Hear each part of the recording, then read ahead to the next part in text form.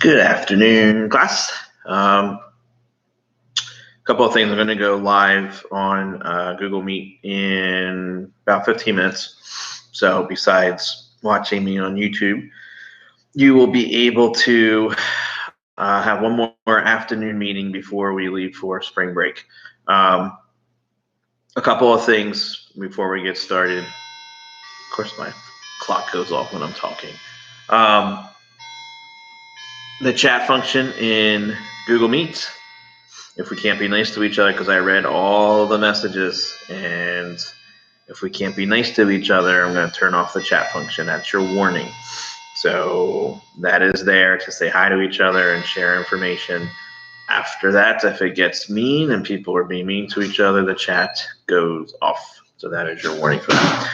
I'm going to do Mr. Popper's read aloud, and then I'm going to go live and revisiting chapter 13. It was called Money Worry. So Mr. Popper and Mrs. Popper were worried about the money that it's spending, or that they're spending to take care of the penguins.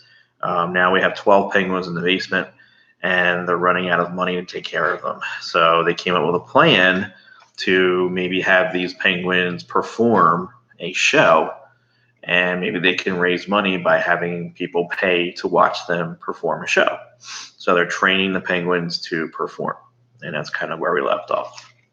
All right, so chapter 14 is called Mr. Greenbaum, and I don't know who Mr. Greenbaum is, so we're going to find out. Look here, said Mr. Popper at breakfast one morning.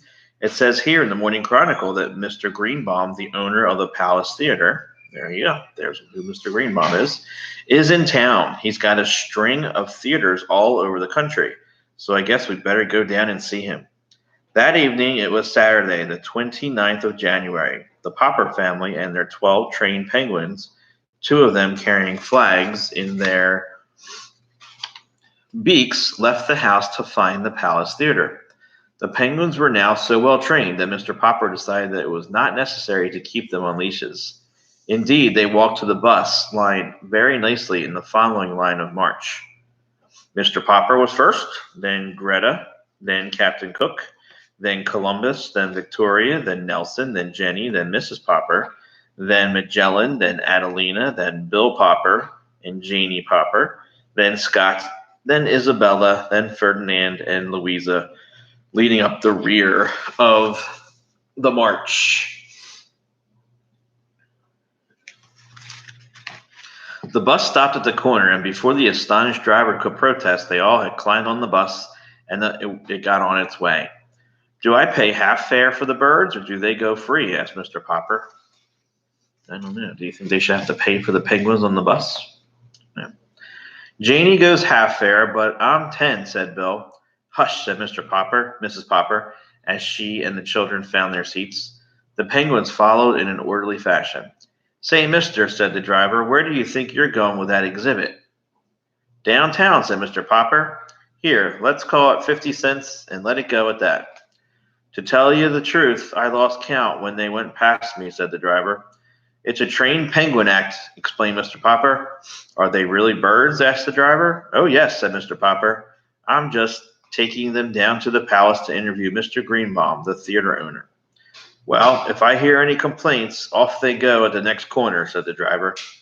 Fair enough, said Mr. Popper, who wanted to ask for the transfers in that case, but decided to let well enough alone.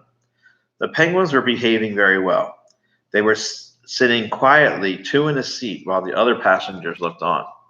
Sorry, said Mr. Popper, addressing everyone in the bus, but I'll have to open up all the windows. These are Antarctic penguins, and they're used to having it a lot colder than this. It took Mr. Popper quite a while to open the windows, which were stuck fast. When he had succeeded, there were plenty of remarks from the other passengers. Many of them began to complain to the driver, who told Mr. Popper to take his birds off the bus. He had to repeat this several times. Finally, he refused to take the bus any further until Mr. Popper got off. By this time, however, the bus had got so far downtown that none of them minded having to get out into the street. Only a block ahead of them shone the lights of the Palace Theater. "Hello," said the theater manager as the Poppers and the Penguins trooped past him.